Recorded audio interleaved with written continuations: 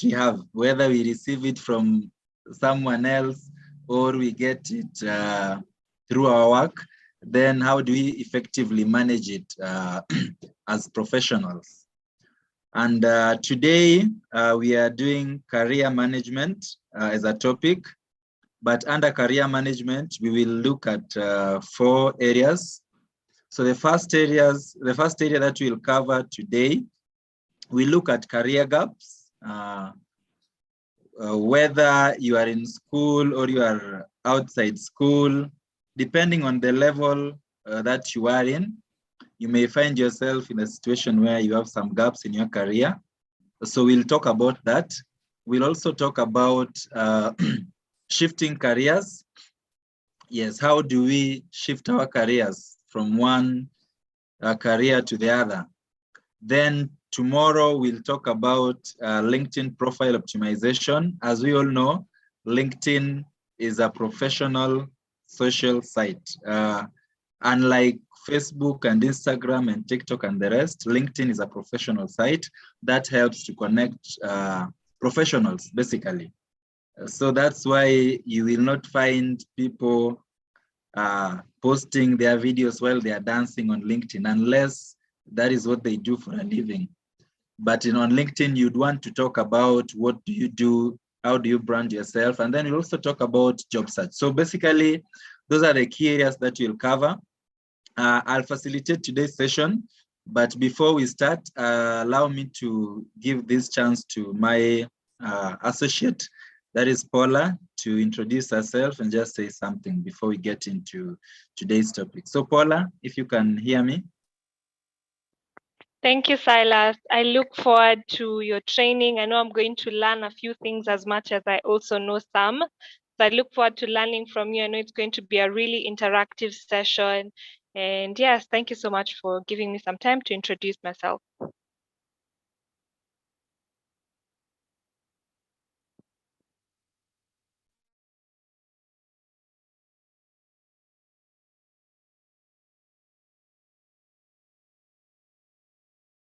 I think you've muted yourself, Silas. I don't know if the rest are hearing you.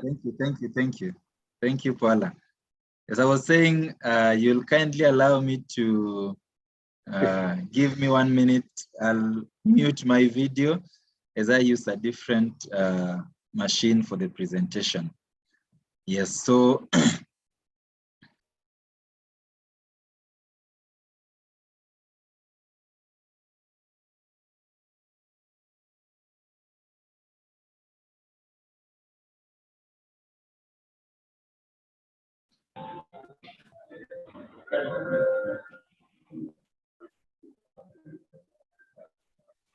yes, so we meet here. Vida, probably you can allow me to share my screen so that I can be able to start the presentation.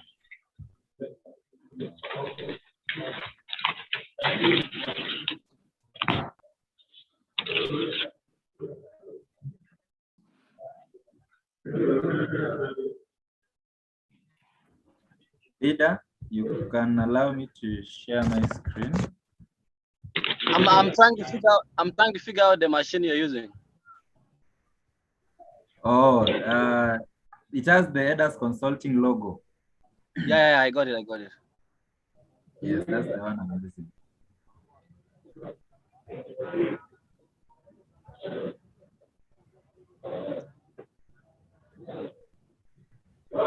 You can share now. Ah, perfect. Yes, so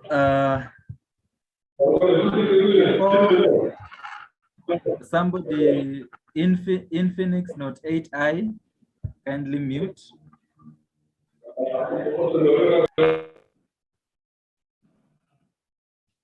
Yes, so as I said, today we are doing career management training, and we are all about career shifts and career gaps. But before we begin, allow me to just look at the objectives that we received from you. We always ask our participants to share their objectives. because that then allows us to know what to expect, what they are expecting from us, even as we seek to deliver. So these are the objectives that you people gave us. There are quite a number. They do not reflect the numbers that registered. So some of them, I'll just go through some of them. One is expecting to build on their chances of getting jobs. Another one is expecting to learn new skills, interact with other fellows during the session, but mostly to network and build more connections. I hope you'll be able to do that. Another one is hoping to fit in the labor market.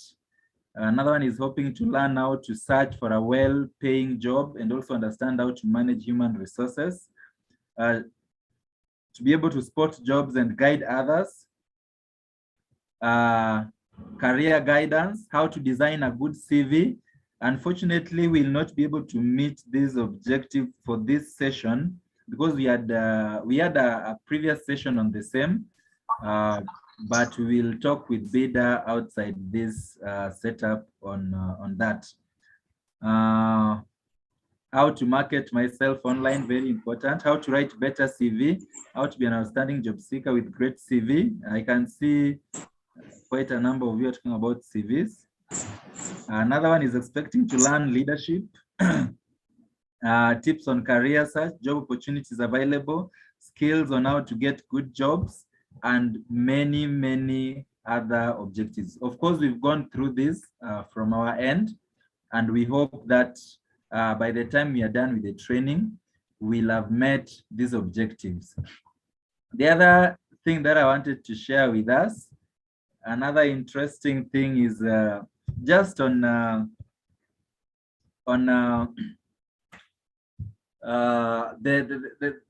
data of those who registered for this training. This is about those who registered, not necessarily those who are attending. And I can see we had 116 male and just 32 ladies. Bida, you need to reach out to more ladies.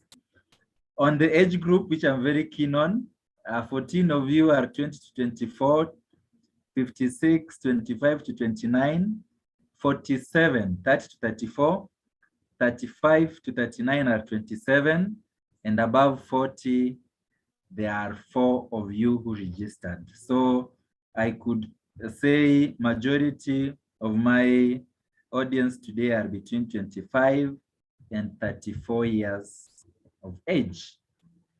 Interesting. The third thing that I want us to understand is in terms of the target group, where they belong. We have 12 administrators, we have 34 campus students, we have 31 entry-level professionals, and our biggest attendees today are the job seekers at 64. And we have about 7 secondary school leavers. That is the composition of those who registered, as I say, not necessarily those who are attending this training. Bida, you can project the poll as we get into the business of the day. Now, there's a poll there. There are just 4 questions. All you need to do is give an answer. For example, have you ever had a career gap? Yes. Are you working in the field that you studied? Yes, no, or not applicable. Given a chance, would you consider changing your career? Do you think a career gap reduces your chances of getting hired? So those are the 4 questions for us. We are 45 of us. So far, 8 have responded. Let's give it 30 more seconds. Let's keep the responses coming. Let's keep them coming. Let's keep them coming. Let's keep them coming. We are at 36, 45%. I'm hoping to get to 70. Then we can discuss that.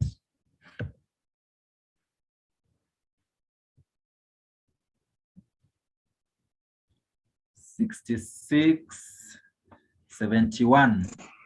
Okay, in the interest of time, allow me to sample those who have responded.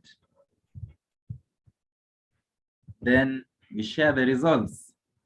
Now, on the question of how have you ever had a career gap, 65% have actually had a career gap, and that's a big number.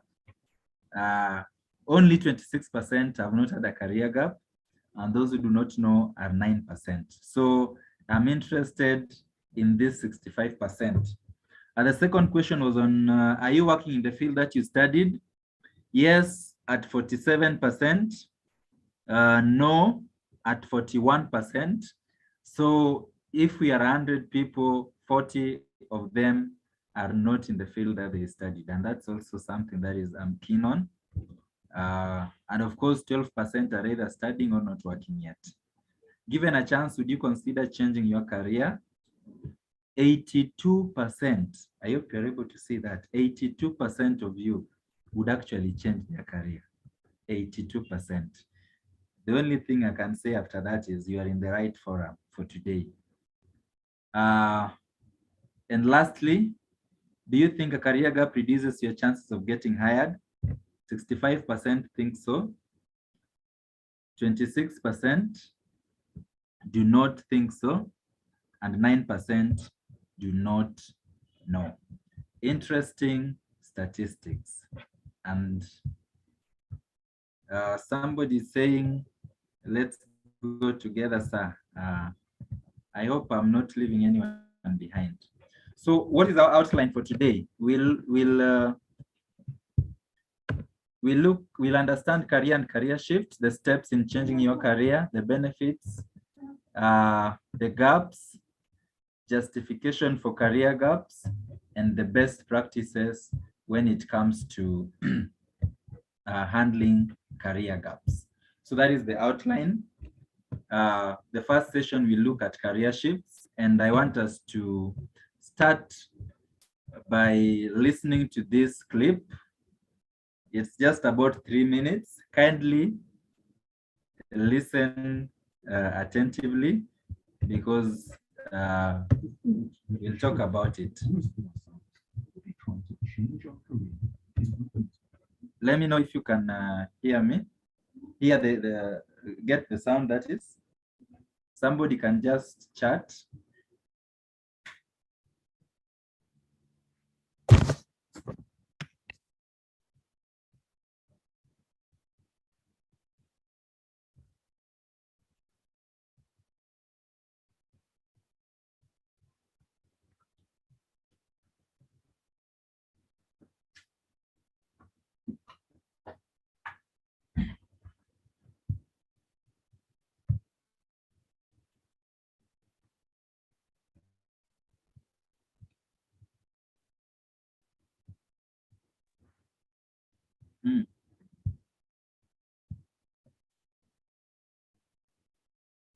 So there's no sound.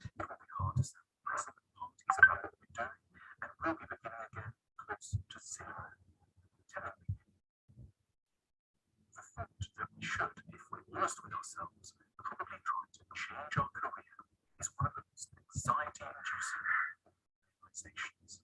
We're going to have to face, for possibly a very long time, a big drop in salary. It will be hard to sound impressive at parties about what we're doing, and we'll be beginning again close to zero.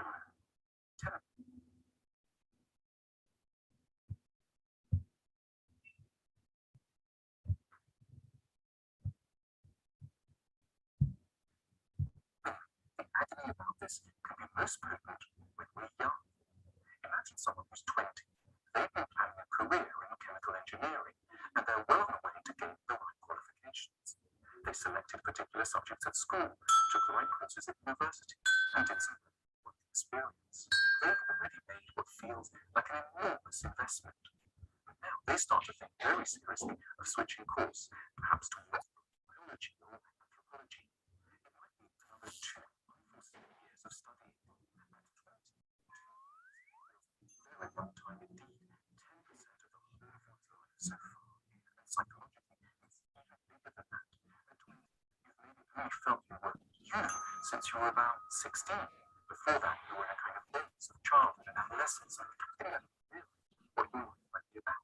So 2 years feels like half of your existence. It's a vast commitment. What's so hard to grasp and yet essential is how things will live. From there, 2 years will have a very different meaning. It'll only be 1/20th or 5% of the 40 years between 60 and over time, the length of further study grows relatively small against the backdrop of a full working life, while the consequences of not having larger. We call this paradox job investment trap, and it explains why people, especially young people, mistakenly turn away from military. The present looms too large, and the long future, which will in fact constitute by far the greater part of our lives, doesn't have the information. To counter this tendency, we should draw our timelines to force ourselves to see that the period from 16 to 24 is truly quite short in comparison with what lies between 24 and 65. We need to weigh up investments now, not against our most recent experiences, but in the light of a more accurate picture of an entire life. We need to believe in something that's so hard to really trust in, the reality of our own future decades of life. Then we need to dare to switch track.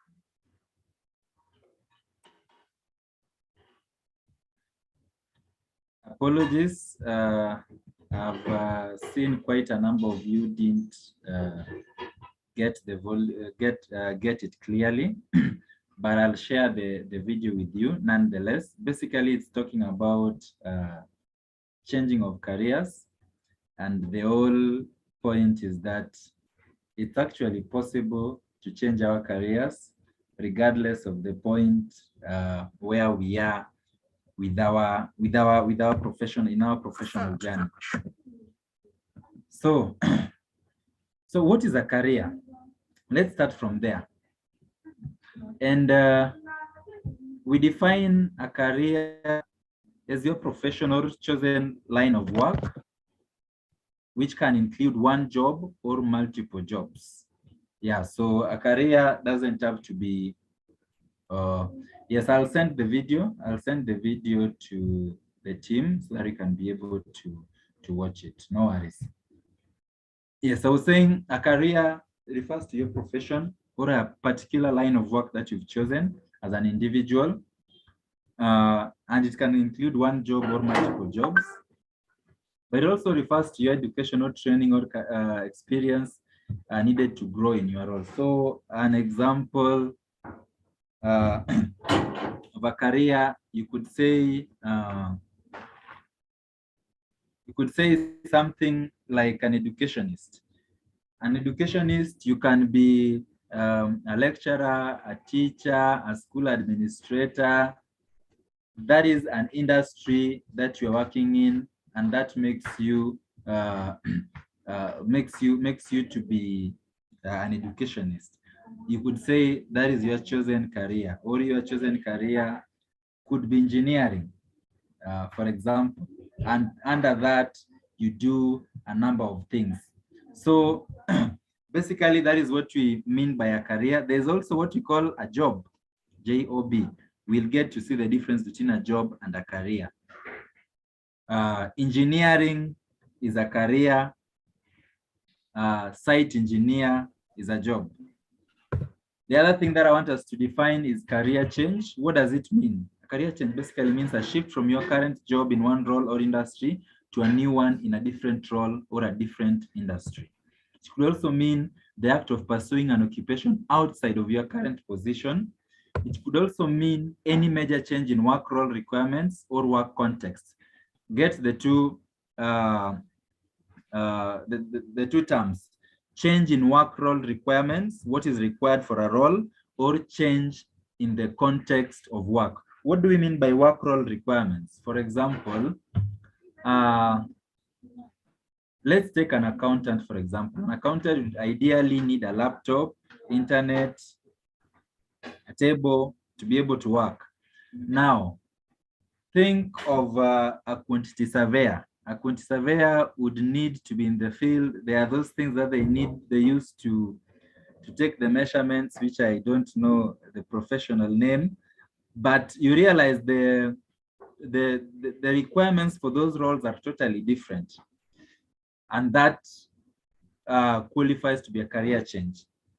Yeah, and or as a process that may result in a change of job or profession or on one's orientation to work while continuing in the same job. So basically, as we talk about career change, that is what we mean when we talk about a career change.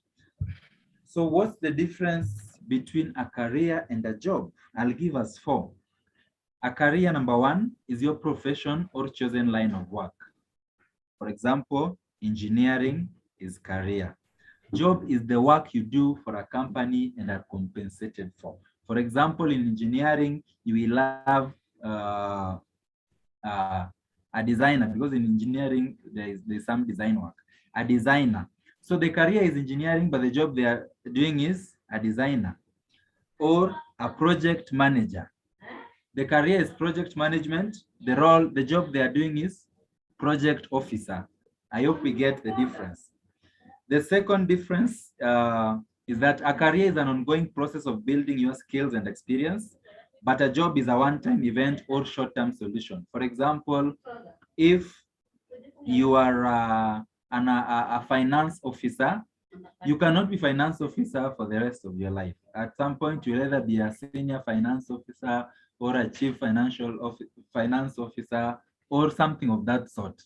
So it is something that is a one-time event. But for a career, if you are a banker, for example, you want to be a banker for a long time.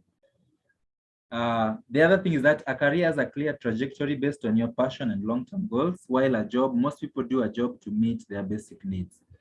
Jobs, we do them because we need to eat, we need to pay bills and such like things. And lastly, a career requires ongoing personal and professional development, but for a job, you don't usually come with ongoing training. For example, if you are trained as a teacher in 2022, even without attending another training, you can teach until you retire.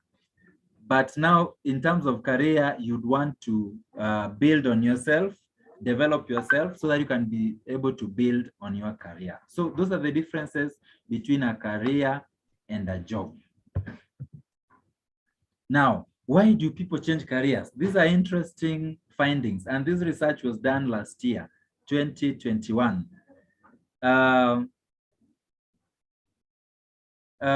Why do you think, what do you think are the top reasons that I'm just about to say here? Somebody, anyone who can chat, just give a guess. Why do people change their careers? Especially those of you who have changed their careers. What reasons did you give? Lilija, Noel, yes, we'll get all the resources of this training, including this presentation that I'm sharing. So why do we change our careers? Satisfaction, needs change. For this one, I'll request you to kindly just chat. Just chat. Lack of job. Yeah, maybe you studied one thing and there are no jobs. Talent. Job scarcity. More pay. To be hired, available, opportunity, happiness. Great.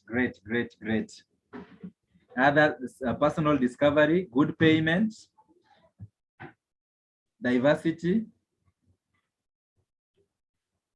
Okay, so let's get into the top 5 reasons why people change their careers.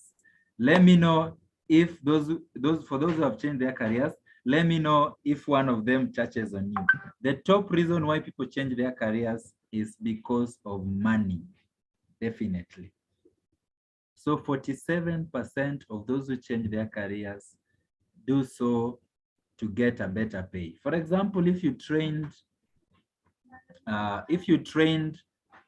as a human resource person, but you realize, oh, actually in medicine they pay well, then you shift from your human resource and you go to your medicine. 47% of you. 39% change their jobs because of stress. And especially the millennials and the Generation Z. There are people who don't want to work under stress. They want to work at their own pace. Now, when a job becomes too stressful, 39% of us would quit that job or would change to other areas. So 39% because of stress, closely followed by better work-life balance. As you continue to grow, you'll come to realize there's more to life than working. You want to spend time with family, you want to go out, you want to do other things, you want to study. And therefore, when you realize a job demands too much from you, if, for example, you are in the medical field, you are a nurse, and nurses work 18 hours in a day, then you may consider going into economics, where you work from 8 to 5, for example, or 9 to 4. So people who want better work-life balance also change roles. We also have new challenge. There are just times when you are tired or your role has become redundant and you want a new challenge and you go for it. The other one is you are no longer passionate about the field. Yeah, the love for jobs, just like the love we have for each other, fades. So when your passion fades, you consider elsewhere. And I'm an example of those who change roles. By the way, I trained in something else, in information science, did something else, then I transitioned into human resource. What were my reasons? Number 4, passion about the field and wanting a new challenge. So those are the top 5 reasons, but other reasons also exist. For example, to have flexible work schedule. Others do so to advance within an organization. Advance within an organization basically means Warren, I said this is a research that was conducted last year, and from research we get the finding, we get data. Data is analyzed and then interpreted to give meaning. So basically the percentages, how you arrive at the percentages, if there were 100 respondents, it means 47 of them said they leave because of better pay. That's how the percentages are arrived at. We have travel more or less for work. Those who enjoy traveling, they want a role where there's a lot of traveling. They would move from accounting to the hospitality industry, for example, because in hospitality industry, there's a lot of traveling. In accounting, you just sit behind a laptop the whole day. We also have working under a different leadership team. Sometimes you change because you want to work in a different setup, and others want to feel appreciated. So those are the other reasons why people change their careers. Now, why is it important, or what do you gain from changing a career? One of the things, the key advantages, that you get to improve your salary or your benefits. You also get a chance to develop new skill sets, and you also get a chance to reframe your work-life balance. All these 3 are very important, if you ask me. We want to be paid better. We want to learn new skills. We want better work-life balance. Even those who leave formal employment to go into business, they want these things, and that is why they move. Let's then go to science. Now here, for those who have not changed careers, I want you to see whether you fit here. Which are the signs that you may need a career change? What are the indicators? And those who have changed their careers, let me know if any of these was applicable in your case. And number 1 is when your body says enough is enough. You see, there's a way our body communicates to us. There's a way your body just tells you, hey, Mike, I am just tired. I think I need a different thing. That is an indicator that you need to change your career. The other one is when your job is impacting on your self-esteem. Our jobs should be a source of pride and confidence and all those things. Now, when you realize that your self-esteem is being interfered with because of your job, then probably you need to change. If you are working as a receptionist, but it's affecting your self-esteem because you are a receptionist, probably you need to venture into something else. The other thing is when money is the only motivation to work, this does not mean money is not a motivation. The key here is the only motivation to work. Now, if the only reason you're working is money, then it means you are withdrawn from that particular role. The other one is if you dream and desire of a different career, there are those who are customer service officers, but they are so much desiring to be communication experts, for example. Now, if that desire is so consistent, that is a sign that you need to change. The other one is boredom or lack of energy. Our job should be a source of energy and inspiration for us. So when you find yourself in a place where you get bored, you are the kind of people who ask, oh no, it's Monday again. And when you are at the office, you only work because it is time to work. Otherwise, if you get the slightest opportunity, you disappear. By disappearing, it basically means you miss in action. The other thing is you're disconnected from your passion. That is also an indicator. Let's say, for example, for me, I am passionate about people. I'm passionate about helping people, solving human problems. And that is why I went to human resource. Initially, I was in a place where I was not even interacting with people. And I felt I was disconnected from my passion. The other one is you have developed resistance to change. Now, one of the constants in life, and especially in our professional journey, is change. Change is a constant. Now, when you realize that you are very stiff and rigid in the place where you are, if you are an IT person, you believe that the only way for you to prepare presentations is through PowerPoint, MS PowerPoint. You don't believe there is any other way. They try to change something, you are not part of it. Flexibility in a role that you are passionate about, you tend to be flexible and open to exploring. The other one is a question for us to ask ourselves. Given a chance right now, would you leave? If your answer is yes, that is a sign. There are those who would say no. That means those are people who are in the right place. And of course, career stagnation. This leads to frustration, which then may make somebody to consider venturing into another career. Very important. We continue. Now, I have a task for us. Let's read that paragraph.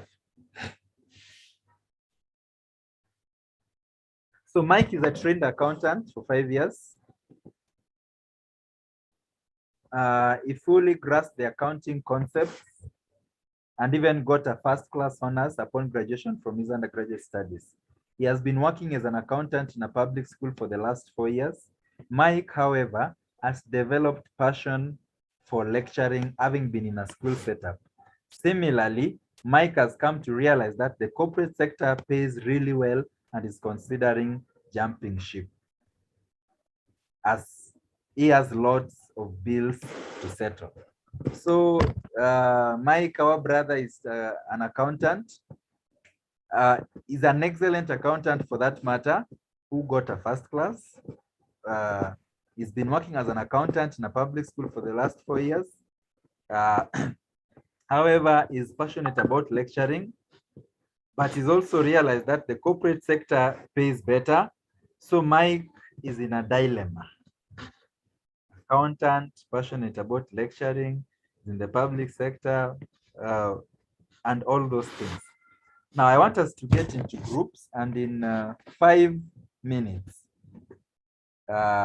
do the following. Number one, what advice would you give to Mike?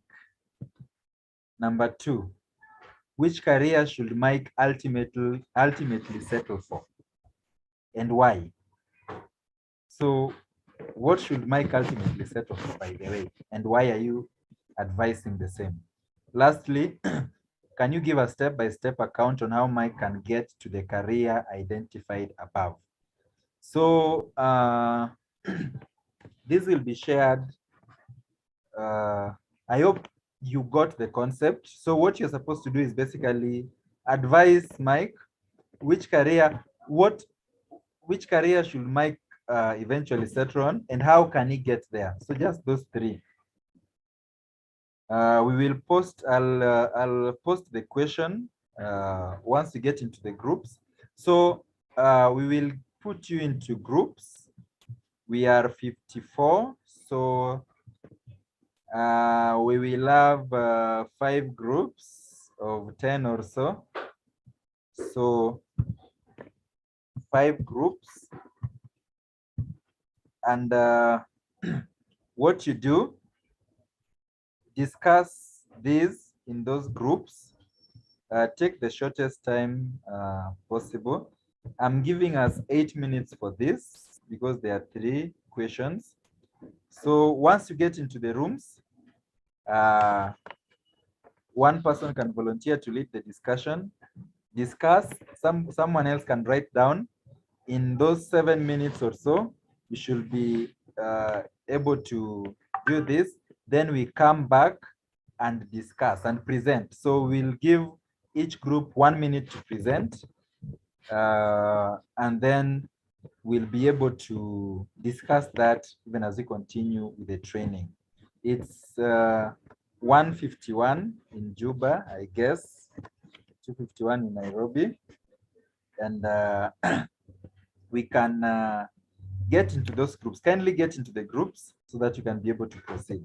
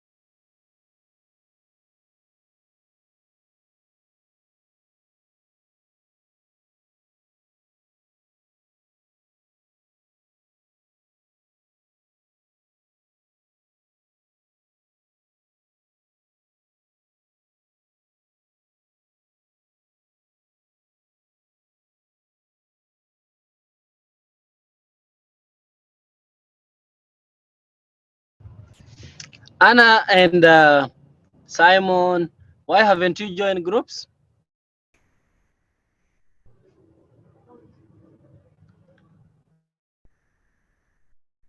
Even Angel, you have not joined the group. Yeah, my network is really disturbing, wallah. Oh, okay.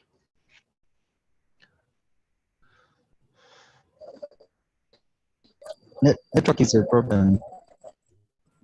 Yeah, I know. You are still in WoW, right? So WoW is definitely bad.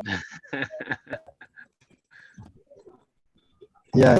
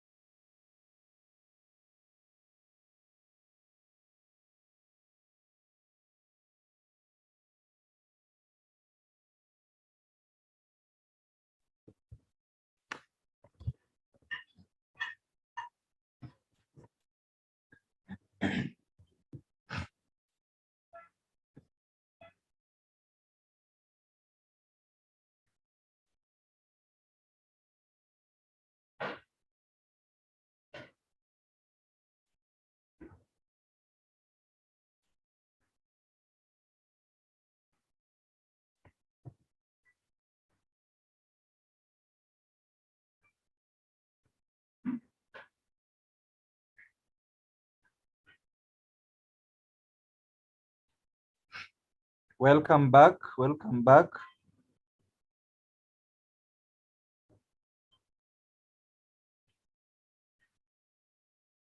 Okay. So we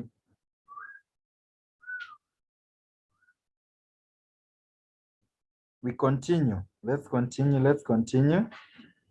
Question 1. What advice would you give to Mike? Group 2? Anyone from group 2? What advice would you give to Mike?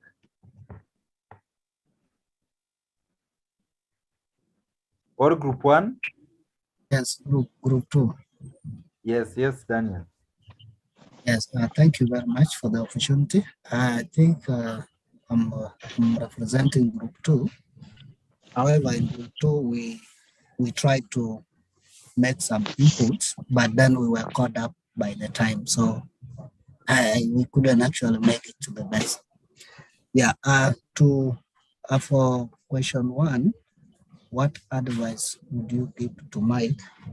I think the advice we contributed is that Mike should keep his career of accounting, since he has an in-depth experience and knowledge, and he should as well do like some part-time job as he keeps his accounting jobs continuing. Yeah, I think that's the answer we have briefly. Maybe my colleague can lament on this from group 2. Thank you, Daniel. Group 1, which career should Mike ultimately settle for? Anyone from group 1?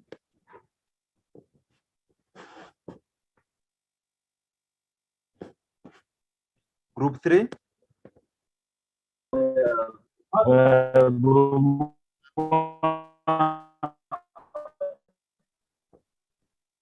Sorry, you are breaking.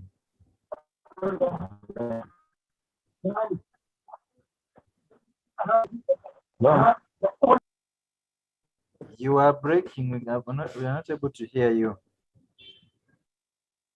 Someone else from group 1 or group 3?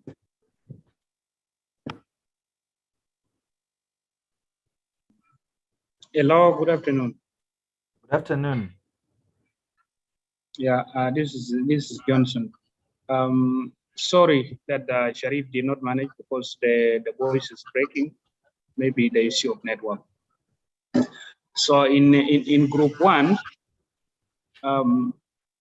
we've been caught up by time, but however we try to separate more on how Mike can continue. As some of us were agreeing that Mike should continue on the professionals that he has more skill on, and most of us could advise the Mike to shift the career, since he has a lot of issue like settling bills, the big issue.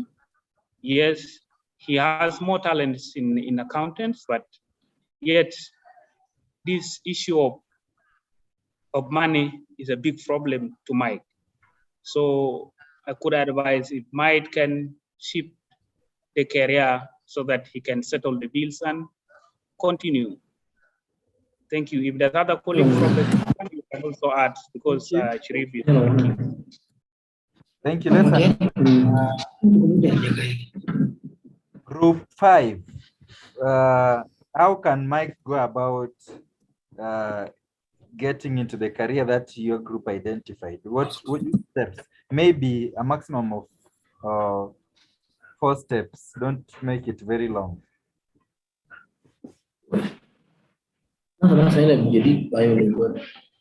Group 5. Thank you very much. Yeah, thank you very much. This is Jessere. Group members suggested that Mike has to go through trainings. Mike has to upgrade himself in papers. Mike has to seek help in any form. And we got with with time. Just 3 points. Over to you. Thank you. Thank you. Group 4. It was 5. Sorry, it was 5. Yes, group 5. Yeah. Anyone from group 4? Yes. This is Samuel from group 4. Yes, please. Yes, I'm just adding from there. You need to do research about, again, because we see maybe in the corporate and then other things, because you wanted to pay some bills, you need to do research about some institutions or organizations that has good pay based on his profession that he's having for accountants. Thank you. Thank you, Samuel. Precise and straight to the point. Thank you, guys. The aim of that question was basically to get an understanding of how do we combine those competing desires and passions as professionals. And one of the positions that Mike can eventually settle on is this. Mike can actually be an accounting lecturer in a private university. Accounting lecturer in a private university. Accounting lecturer, why? Is passionate about lecturing and is good in accounting. In a private university, why? The statement here says he has come to realize that the corporate sector actually pays better than the public sector, the private sector. So one of the possibilities for Mike is being an accounting lecturer in a private university. Mike can also be an accounting consultant in his own firm. That is a private entity where he's able to do that. So you realize through that, Mike will be able to take care of his accounting experience and knowledge, his passion for lecturing, and his desire to work in the corporate sector. Of course, there are many possibilities. Those are just examples. And how can he do it? Let's see how do we shift our careers. Even before we go to the step-by-step, what factors do we need to consider? Number one is the impact on your life, because changes impact our lives. And such a serious change will definitely have an impact in our life. So we need to know how will this particular change impact our lives. In learning this new role, how does it impact, for example, your family life, your social responsibilities, and such like things? So it's important to be aware of that. Secondly, you need to consider the required skills and attributes. Which skills are required for that particular field? For example, if you want to go to the engineering field, as an example, project management skills are very vital. If you are from the hospitality field, probably you didn't need that, but you need to look at the skills and the attributes that are required for that particular field. Number three, the time for transition, because changes do not take place overnight. So you need to be aware, for me to move from an accountant to a lecturer, how much time do I need to transition? That time probably you'll be going back to school, the PhD, for example. Joel, you can mute yourself. How much time do you need to transition from my information science to HR? It took me about 3 years to transition. So you need to be aware and consider that. The other thing that you need to consider is the industry research. Research on the industry that you are going into, not the one that you are leaving. If you are an IT person going into the education industry, for example, can you research about that industry? Make sure you understand how it works before you go. Consider the work environment. What is the work environment of that new role that you are considering? What nature and work environment here basically means even the work setup. Is it how much traveling? Is it an office setup? Is it a field work? And such like things. Also consider the career and personal benefits. What do you stand to gain from that as an individual in terms of career and also as an individual. Career could be better pay, better status in the community. Let's say if you're a doctor, you have a better status in society more than a teacher, for example, such like things. And as an individual, what do you stand to gain? So those are the factors that we need to consider before we make a jump. Then the steps.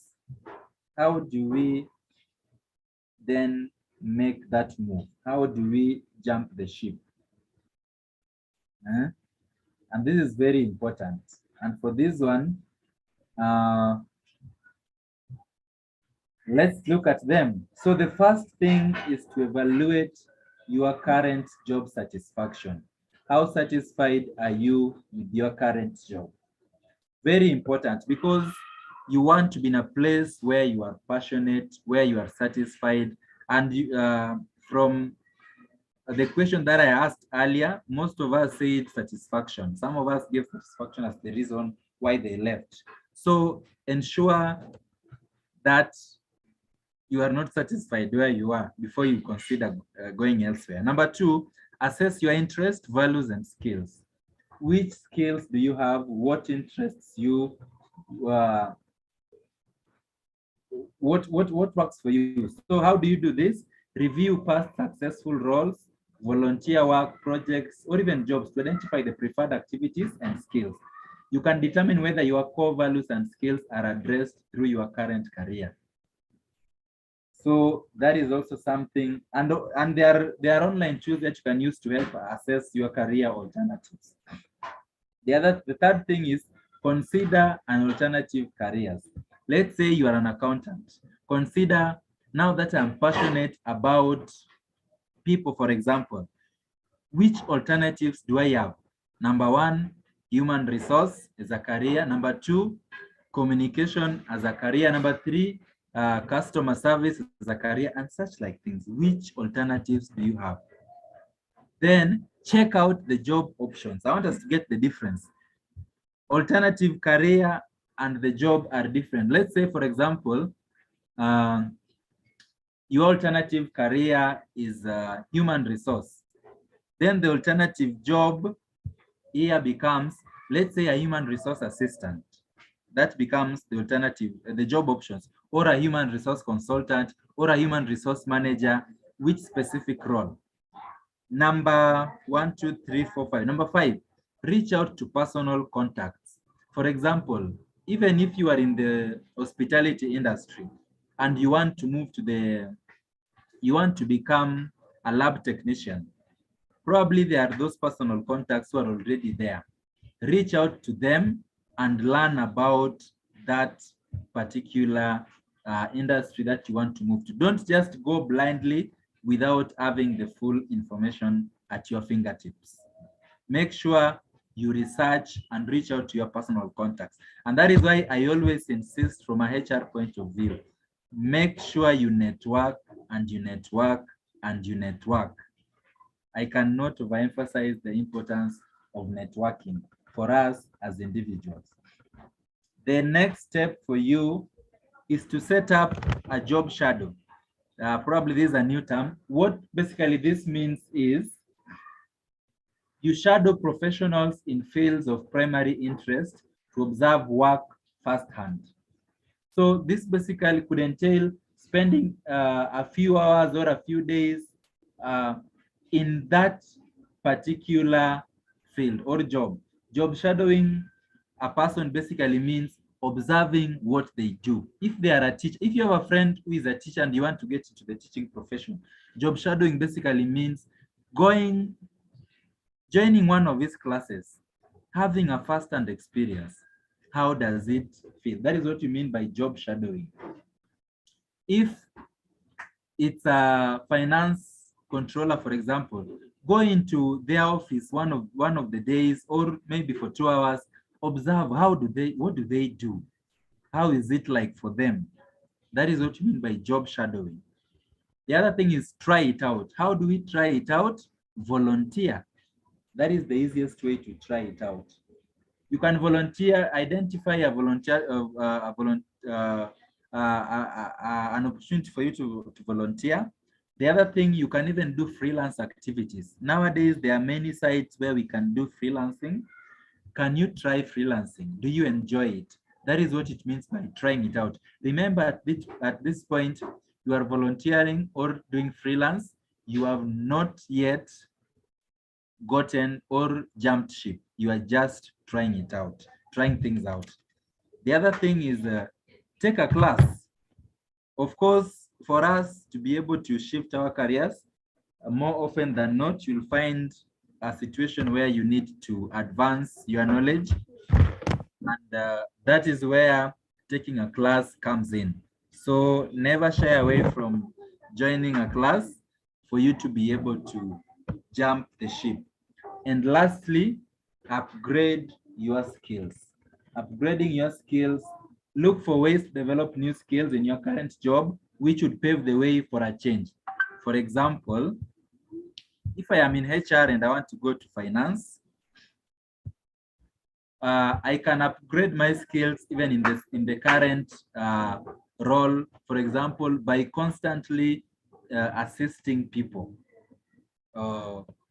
solve their problems. I'm acquiring interpersonal skills, which are very important in my human resource job. So that is one of the things that we can do. So these steps will help you to change your career without much hassle. And there's something else which is not here, but is also very important. Also check at your finances, because changing careers could lead to something that we are just about to talk about. And that is what we call career gaps. So I want us to move into career gaps. Now, to enable us assess whether at what stage we are in terms of changing careers, I have put for us here a link. You don't have to, don't worry about this link, because I will share it. It will be part of the presentation. But I want all of us to, once you get this presentation, click on this link and take that test. It is a test basically to help you know at what point are you in terms of changing careers. Let me just take us to the same and see what it contains. So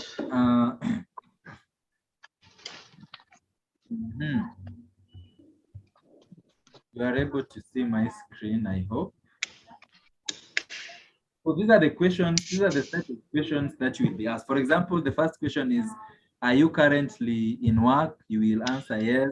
What's the most important reason you want to make a career change? You may say lack of satisfaction. Where would you like to end up after making, maybe doing my own thing? Just respond. Of course, for me, I'm just doing it randomly. Can you mute? Then your gender, and based on your shared, you find at what stage that you are in. So I'll share this. Kindly take the test and share the findings on WhatsApp. I'm interested in knowing the findings that you will get from this. So we continue. So that is how we sorry, I'll not share the link on the chat box right now, because people will want to take the test right away. Yet I want us to first grasp the concepts. So closely related to a career shift can lead to what we call a career gap. This video, I'm not sure whether we'll be able to. Let me know whether you can hear it. That was, to be honest with you, I just went traveling with my mates. We had a brilliant time. I went to Ibiza, I went to Australia, and I look back on those months of traveling with really fond memories. We had a fantastic time. Yeah, we are getting. Use that answer when responding to the difficult interview question, why is there a gap in your employment? And don't use this answer either. Yes, the gap in my employment was because I had a boss in a previous role. He put lots of pressure on me and I was becoming anxious and stressed. So I decided to take time out just to recover.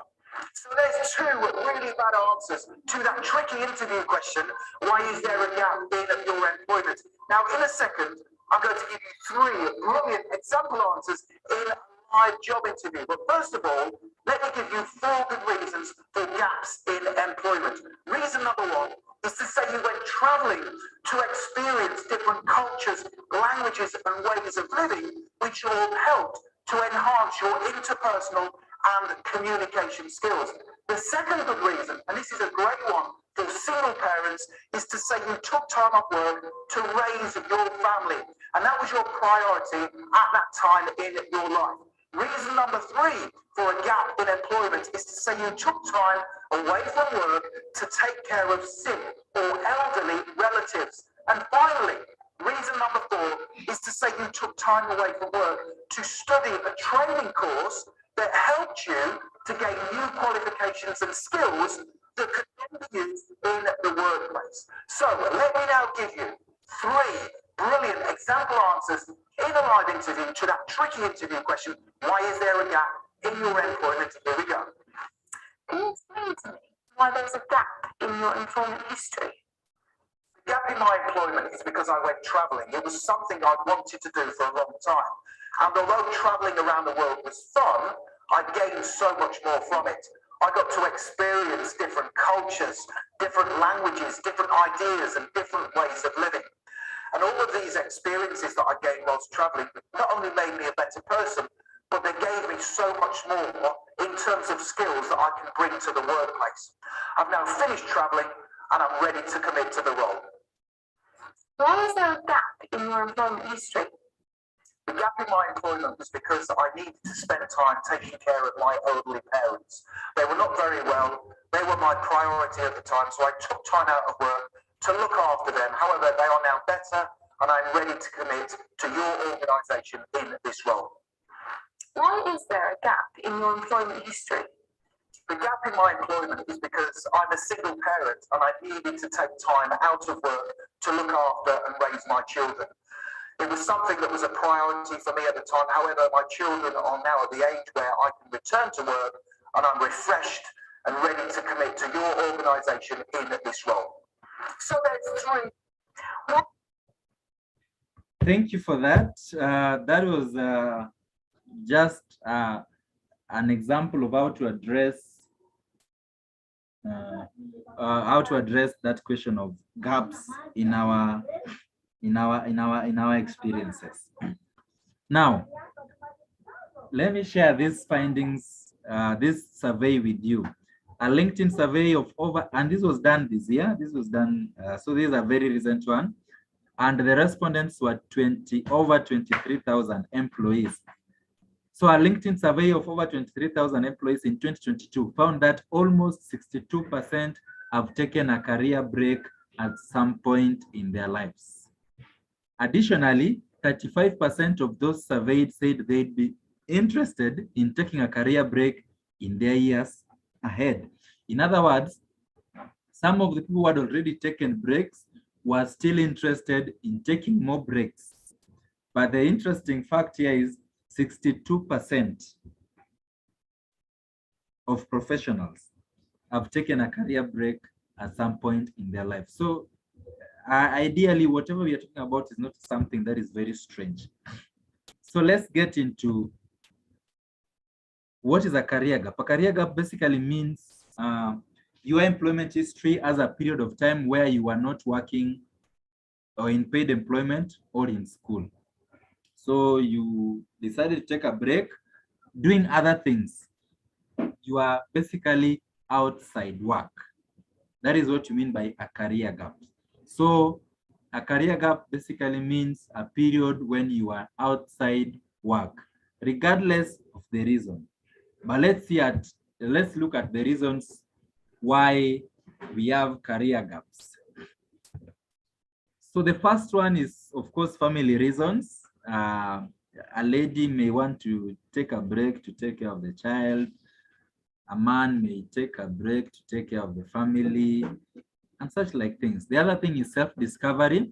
Self-discovery is where you realize you are in the wrong place and you take some time out just to self-reflect, to reflect on what do I really want to be? What is my purpose in life? That is what you mean by self-discovery. We also have illnesses. When somebody is unwell, they may take a break from work. Of course, you can't work when you are sick. We have injuries. Injuries is not the same as sicknesses. If you get injured, the recovery period may be you can decide to be outside work so that you can be able to fully recover from the injury. We have failed business or initiative. There are those of us who venture into businesses or other initiatives, and when they fail, you realize there's a gap there.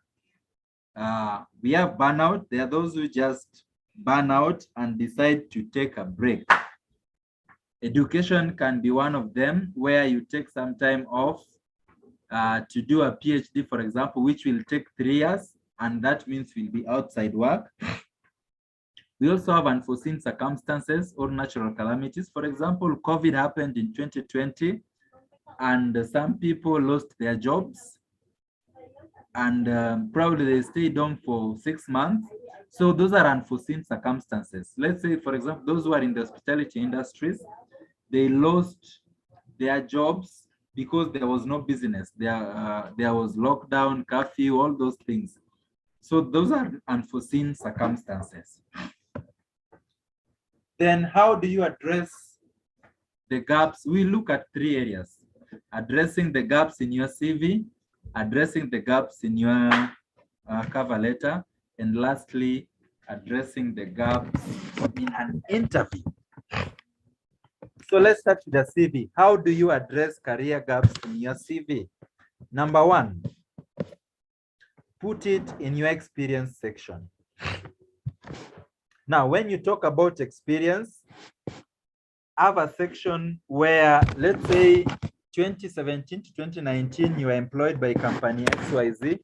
Then 2019 to 2020, you were outside work. You can say 2019 to 2020, you took a break from work. That is one of the ways that you can address a career gap. And what do you do after putting it there?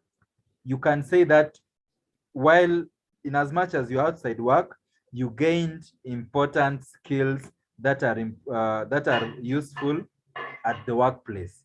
So the first thing, you can put it in your experience section, but we look at factors to consider even in doing that, putting it in your experience section.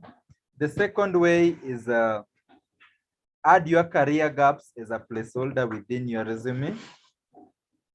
So you, the same way you list, you have sections in your CV, you can have a section for career gaps in your CV that takes care of the career gaps that you have. In all this, what I'm insisting on is be truthful. Don't hide that gap. Don't be the kind of person who, if you are outside employment 2019 to 2021, then you say from 2017 to 2021, you are working in a place. Just indicate that you had that gap. The third thing is complement your career gap with your existing or new skills.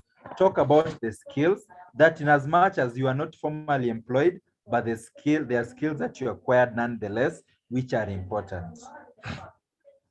Number 4, provide enough context for your career gap in your CV. So give a reason. Let's say took a break from work to further your studies. Provide context.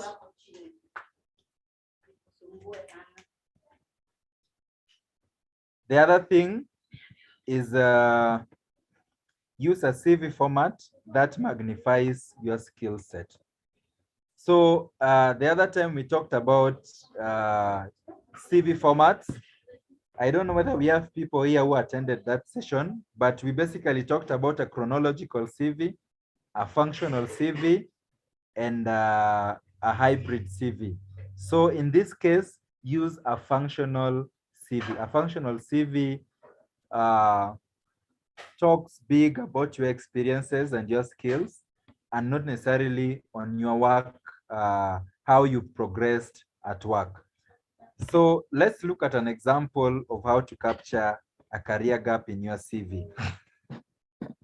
Now,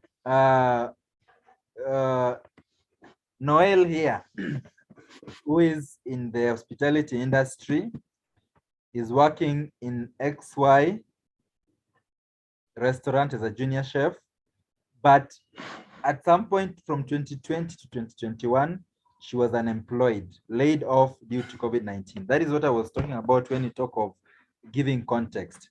And she goes ahead to explain, I was laid off from my work as a kitchen porter due to COVID-19 restrictions that required the owner to close his restaurant.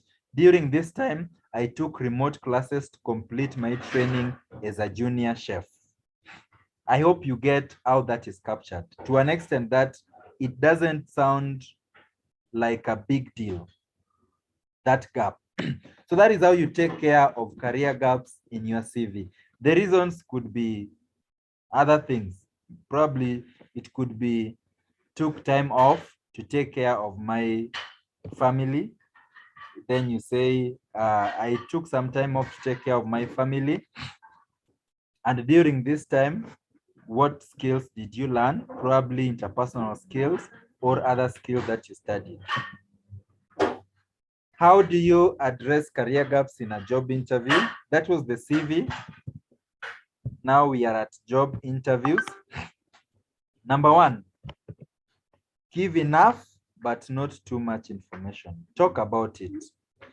Make sure you sufficiently explain that gap, but of course, don't overdo. Give information that is just sufficient. Don't, for example, start saying, you know, I quarreled with my wife and I wanted to sort out our issues. No, just say you took some time off to take care of family commitments.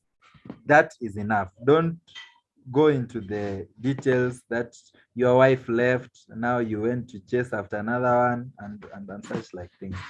Number two, prepare a response you feel comfortable with. That is tied to number one. And if you took time off to do other things, think of the skills that you acquired during the period. So in the interview, just from what we got in the clip that was shared, that I will also share, talk about the skills that you acquired. The other thing is give a realistic explanation. Don't lie. The next thing, explain the gaps. Talk about the gap. Say, I had a gap in 2020. Why?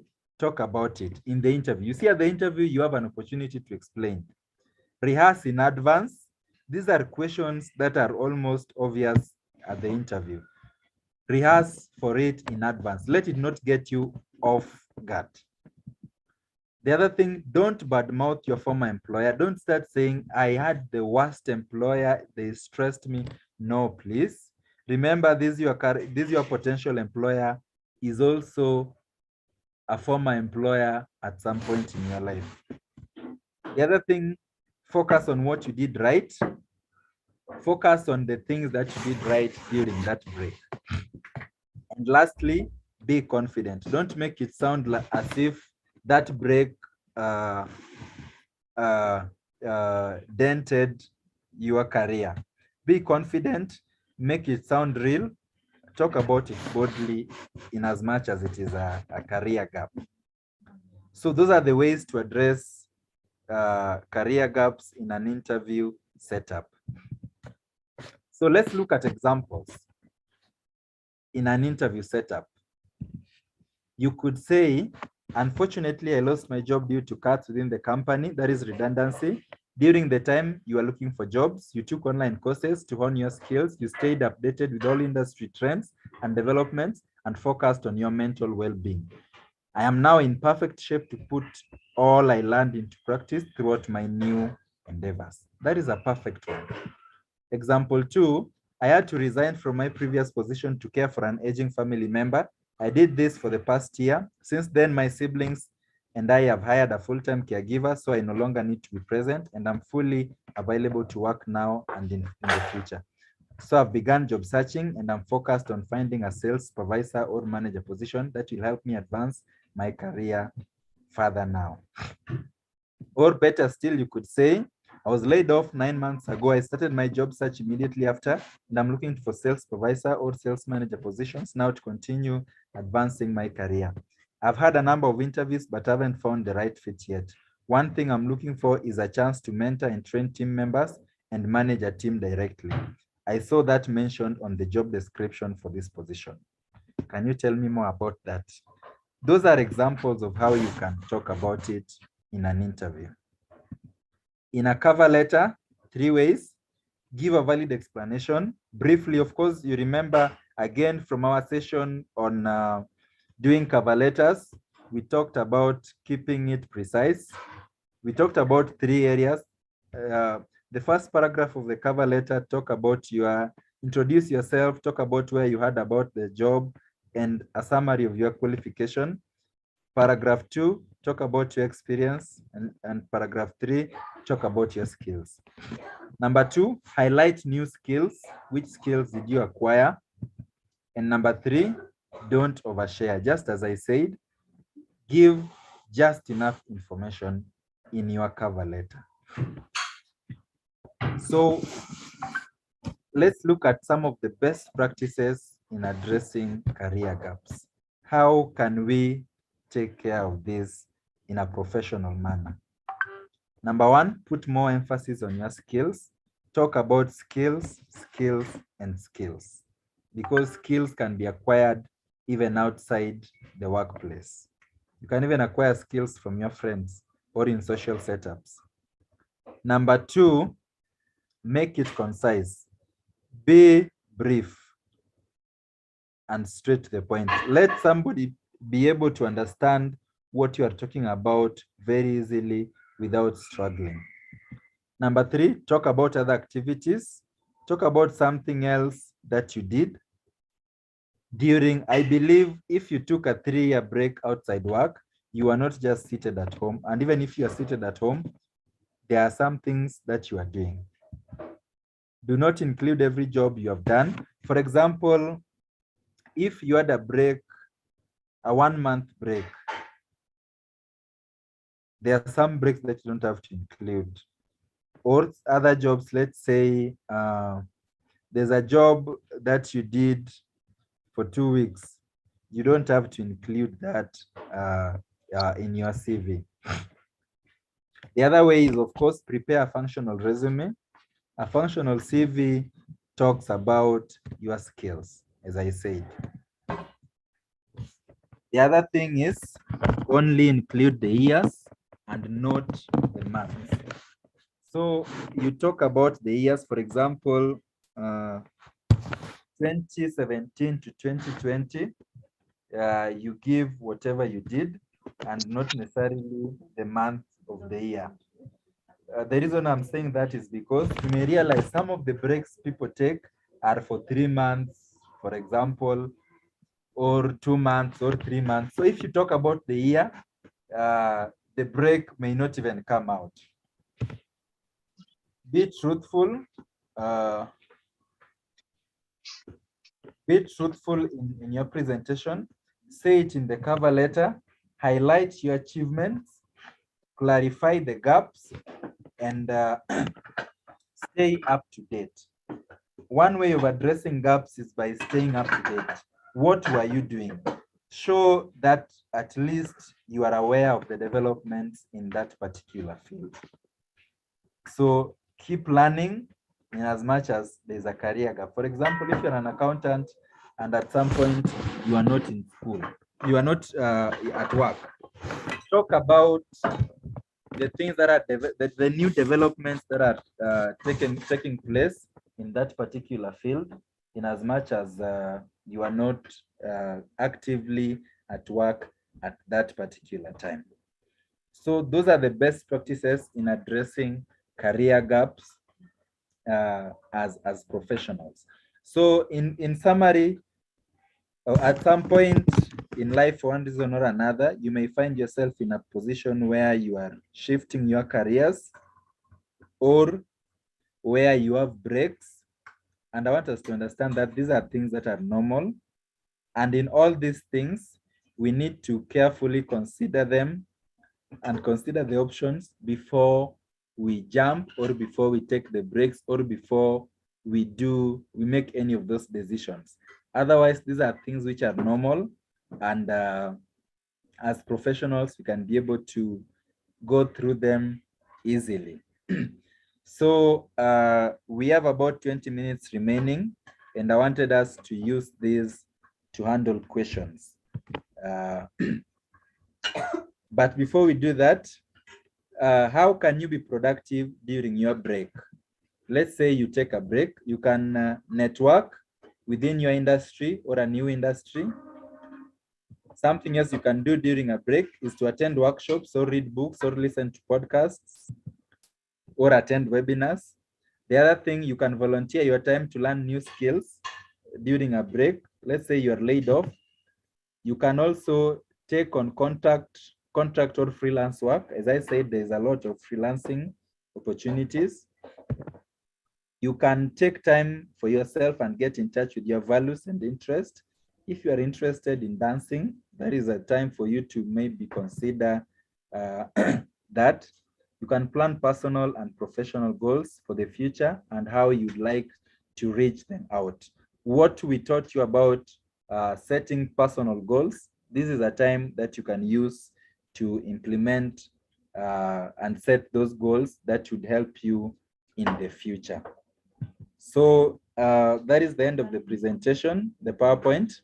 I want us to then discuss whatever questions that you have with regards to this topic. So we'll have two ways. You can type your question on the chat box, or you can lift your hand. So you can raise your hand, or you can type your question on the chat box even as we end the session.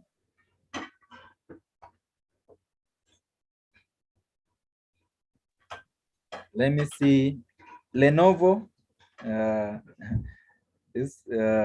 can see your hand is lifted. You can unmute, and that's yes.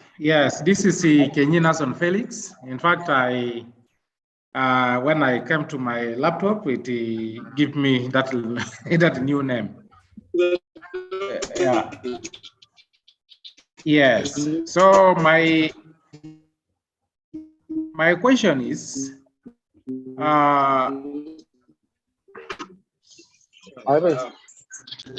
you getting me? Yes, I'm getting you. Go ahead. Yes. Yeah, my question is regarding, okay, like to manage the gaps in, especially in the CV, you find that one time maybe a person has shifted from another profession to another one, and then later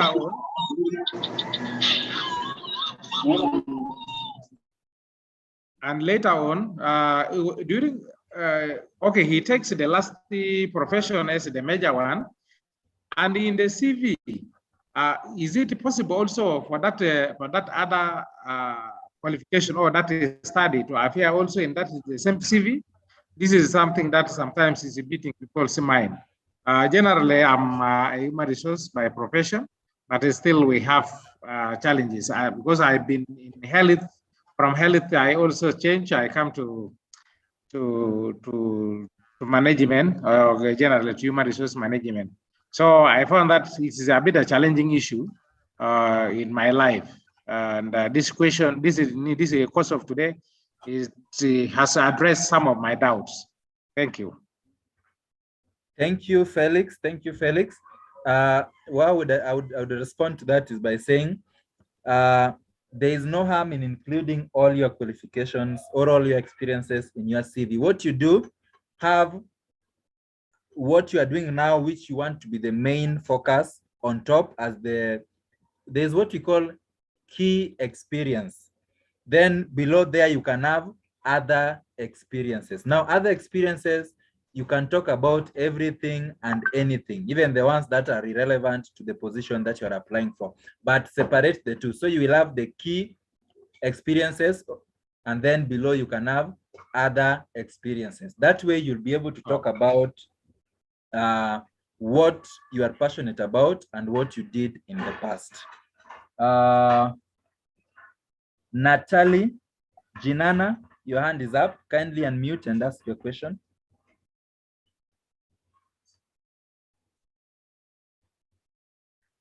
Or we can have Samuel Lokule, James. No, let him unmute. His mic is off. Let him put on his mic. Yes. Thank you. This is Samuel Lokule James. I just have this dilemma in my heart. I personally, my dream and my profession that I wanted to be, wanted to study law. And then we had a debate with the person who is paying me. He is my brother. And then he told me some of the things based on if I have to go and progress in law. He advised me to go for logistic and procurement. Yeah, he tried to pay me. But again, when I was in the campus, I admire another profession. And then I tried to lobby with some of my friends. I got an opportunity to go for media development and as a journalist, and then those kind of media development. So I personally have half of my, okay, let me say all those in certificate in media development, certificate in law, and then a bit of business administration certificate. So I wanted to go for further studies, but I'm stuck. How best can I be helped from there? Let me ask, what are you passionate about? What would you want to settle on now that you have 3, without the influence of your brothers and the rest? Yeah, why? Because my what was passionate on law, but now he is my person who is paying me. Told me if I'm going for law, he cannot pay me. I have to go to what he have told me. Mm-hmm. That's why I was stuck. Oh, okay. So he's the one who is paying for your fee, school fees. Yes. Oh, and he wants you to study. Now, what we normally advise is this. In that case, it's important to let them know what you are passionate about, but I also understand that and appreciate that sometimes they may not be able to agree with you. And on those, I would advise there's no harm in studying that particular one. There are courses that people studied because of their parents. The thing is, at some point in life, you will have the freedom, especially the financial freedom, where then you can further your studies in law that you are keen on. That is because you depend on them. Remember, we have to start somewhere.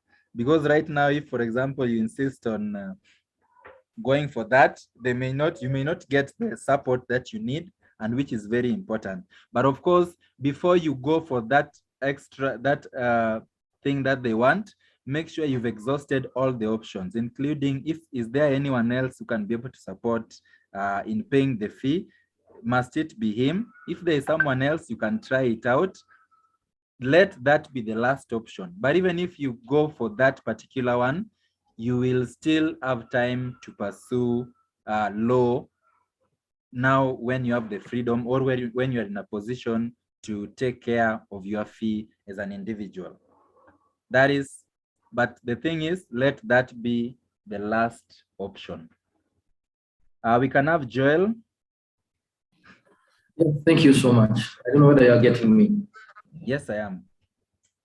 Oh, good.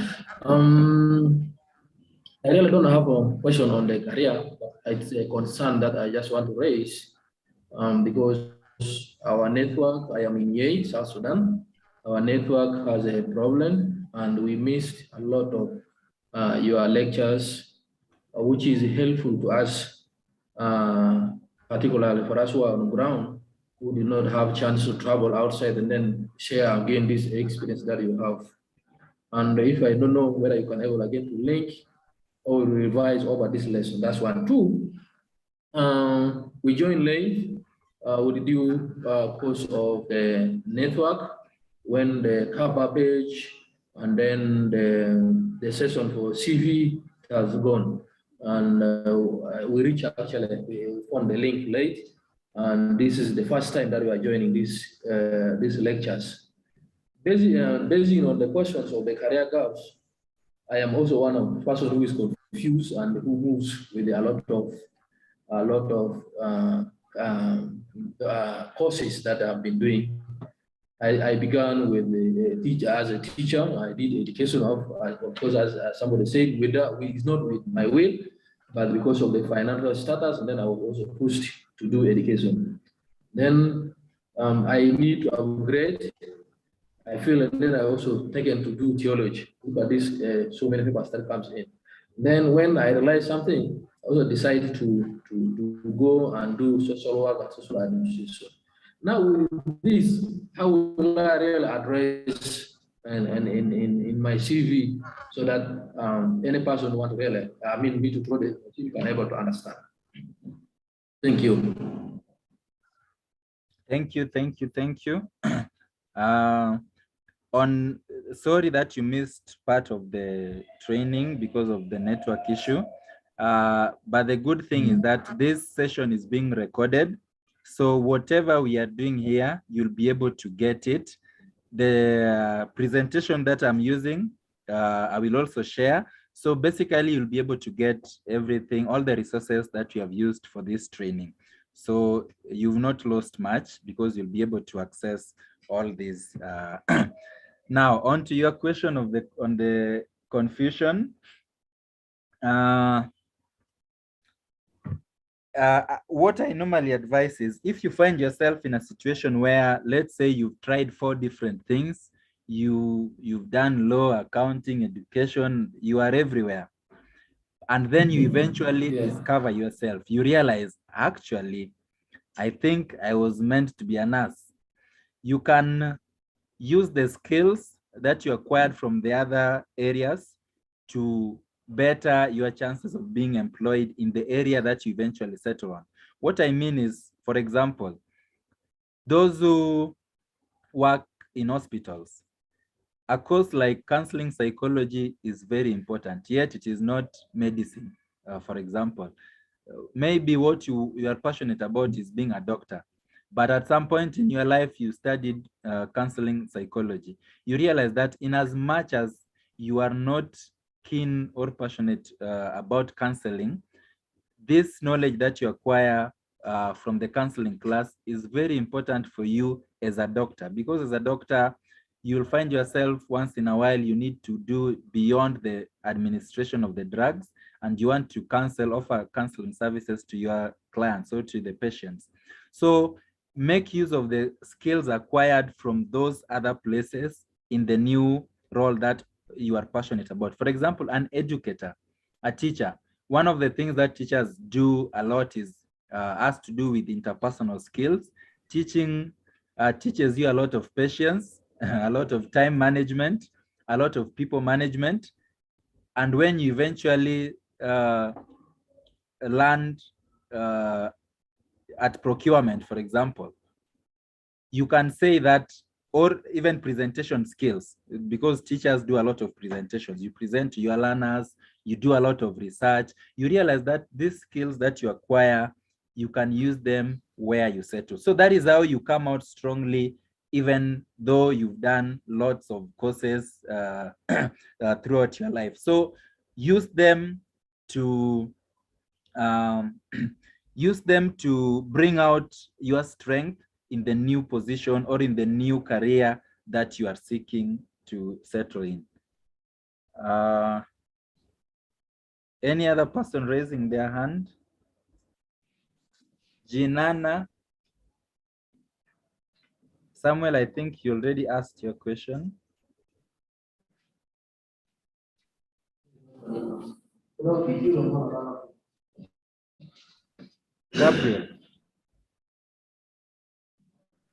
Gabriel, your hand is up. Please. Yes, go ahead. Yeah, thank you very much for the facilitations of this sessions. It is very nice.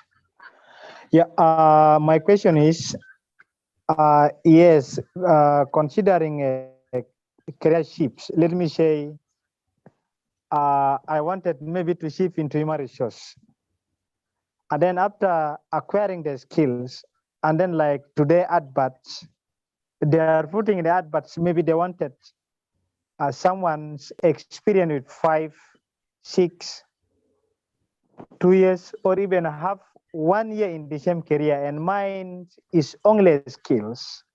And then they demand the experience. I don't know what is the flexibility that can be used now to fit the positions to start my career. Thank you. Thank you, Gabriel. Now, the issue of experience we addressed the other time as well. And this is what I normally say.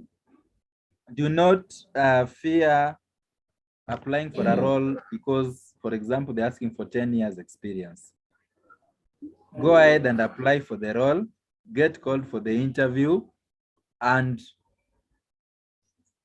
talk about your qualification and your experience, even if it is a 2 months experience. The other thing that the other way that you can take care of that is in your previous roles, talk about the things that you are doing that are relevant or related to the role or to the career that you are applying for. The other way to do it is in case you are shifting careers, consider the same industry. What do I mean? You are an accountant in an hospital and you want to move to IT. You can consider starting your IT in another hospital or in an organization that deals with health, in a health organization, meaning the industry is the same, but for you, it's a career shift. Why do I say so? Because if you're an accountant in an hospital and you want to be an IT in an hospital, chances are you have an experience in an hospital setup. So it's easy to convince someone that actually this person understands our processes. Any other? Lokudu James as the last one, and then we can conclude because of time. Yes, hello? Yes. Are you getting me? Yeah. Thank you for giving me the opportunity to ask my question. I joined the session late due to network issues. So let me go straight to the point. I am a graduate of computer science, and currently I'm working with a company, but I'm not contented with what I'm getting from the company in relation to what I am doing. I really have the skill set, and there are opportunities that are coming, like job opportunities. But if I'm applying, then I don't get an invite for an interview. Now, I really don't know what the problem is. It could be the way I communicate myself in my CV, or the way how I communicate myself in the cover letter, and or maybe one of the problems because I don't have my original documents right now. Could it that also be a problem, or the problem is the issue is with the CV and maybe communicating, telling myself, selling myself out to the employers? Thank you. Thank you so much for the question. Now on the issue of you not being invited for interviews, many things could contribute to that. We addressed that. It could, just as you rightly put it, probably is how you present your CV. Maybe it's because of the qualifications you don't meet and many other things. Nonetheless, I had said as part of how to transition to another industry, another job, because where you are not passionate, don't wait to start with with an employment opportunity. You can start with freelancing because you don't need any opportunity, any interview for you to get freelancing, or voluntary work. You can volunteer and get the experience even without getting a job. So because starting from a job normally becomes a difficult task, what we can do is to start from voluntary or start from freelancing. That way, even if you freelance for 1 year, it means you have a 1 year experience in that field. So don't transition and expect to settle into the job straight away. And that's why I said part of the strategy is consider the time you need to transition. It's not an abrupt thing. Consider the time you need, and then you start working towards the same, so that you volunteer or you do some freelancing in that particular field. Somebody asked whether it's a must you include all the gaps. No, just include the significant ones. If you are outside for 1 month, clearly that's you don't have to include that one. Include the ones that are significant.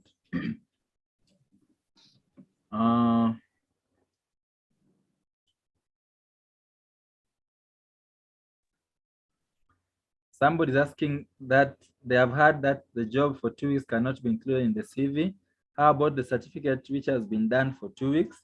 Now, for certificates, you can include even for trainings, for 1-day trainings, those ones you can include. But for experience, give an experience which is substantial, something that you have done over a period of time, probably two months upwards, but not 2 weeks. That's too little. Or 3 days. But in terms of qualification, there are courses. For example, professional mediation course takes 1 week, and you are given a certificate. You actually become a certified mediator. You will not want to exclude that one just because it was a 1 week course. So those ones you can include in your CV as appropriately. Yes, I want to stop at that point because it's already 4 minutes past time. So thank you so much for joining today's session, the 50 or so of you who logged in. Apologies for those who had challenges with their internet. You'll be able to get the recording, and so that you can be able to know what you missed. We are continuing tomorrow, where we'll do LinkedIn profile optimization and job searching, and that will be facilitated by Paula. So you log in same time, I believe same link, and we'll be able to equip you on that second bit. Lastly, is just to introduce myself at the end. So I'm Silas Magawi. EDAS Consulting is our company, and what we do is basically career and professional development. Now, that is for young people. Of course, for other people, we do other things. We do the whole HR cycle, from hiring, managing employees, all the way to termination. So we do contracts, HR audits, restructuring, HR policies, all those things. But now for this category, we help with your CVs, cover letters, interviews, job searching, LinkedIn, career change, internships, selecting a course, all those things we do at EDAS Consulting. So we can continue with the conversation outside this. In case you have any question with regards to today's presentation, kindly ask the same via the WhatsApp group that we have. Otherwise, thank you so much for today. I hand it over to Bida. I hope you are in the call. Yeah, I'm still here. Thank you so much for the nice presentation. I can see good feedback from the chat. So like you mentioned, any other questions can be put in the chat box, and he should be able to respond. Another thing you failed to mention in the introduction of your company is you are Nairobi based. So some of them I think you are in Juba. Yes, we are based in Nairobi. Sorry. Yeah. Okay, then. Otherwise, we look forward to seeing you tomorrow in the session on LinkedIn profile optimization and then job search. Some people have been searching for jobs, and then what might be wrong with the search? That is an answer you will get tomorrow. Have the very best of your afternoon, and please do take good care of yourselves. Thank you very Thank much. you. Much appreciated.